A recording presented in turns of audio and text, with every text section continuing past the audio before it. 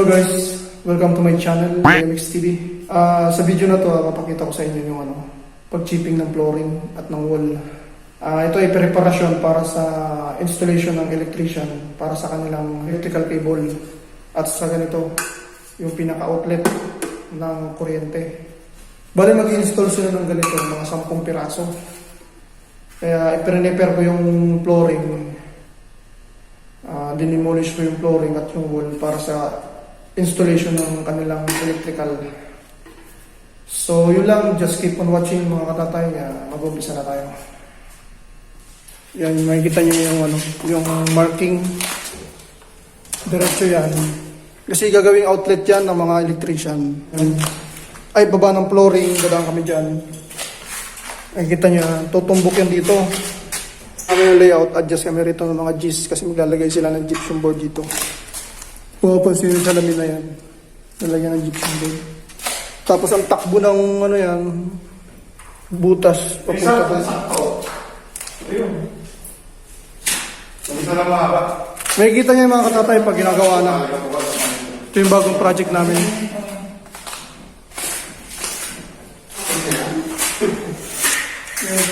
Hindi ka mahaba yan? Baby style, mga katatay. For safety.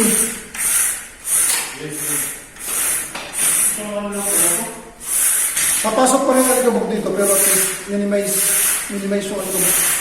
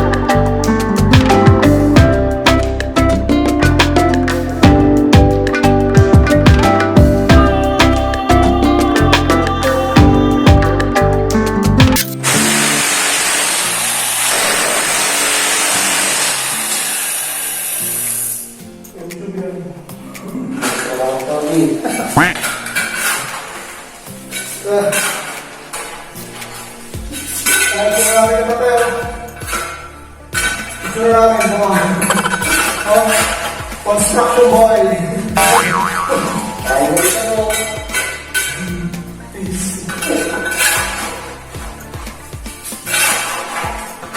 Ito ang kampanya namin. Wala ko na ito. Labor. Ito ang pinakatrabaho namin. Trabaho na labor to rin. Kaya na sa pinas. Construction trabaho ng labor. Papasok na naso. Sisinipin lang. Kaso dito wala. Oh yeah. Ito, around. Problema.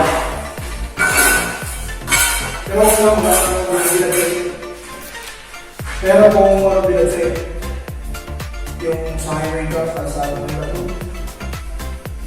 tayo sa mga escalation sa labas, pero mas nawala pa rin dito at sinasarod lang. Ising mo lang yung o yung mga anak dyan na nanonood. Hey dude!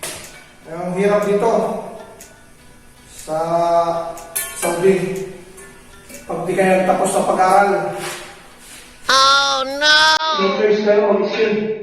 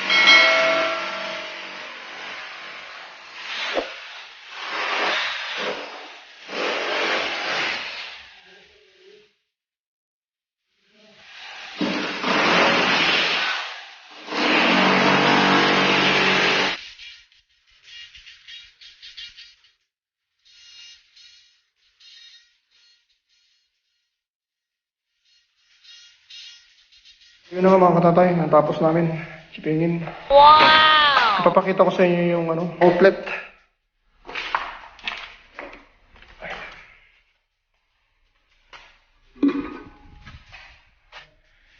Tapos dito, dadaan yung pinaka-power. Yung electrician na yung mag-install yan.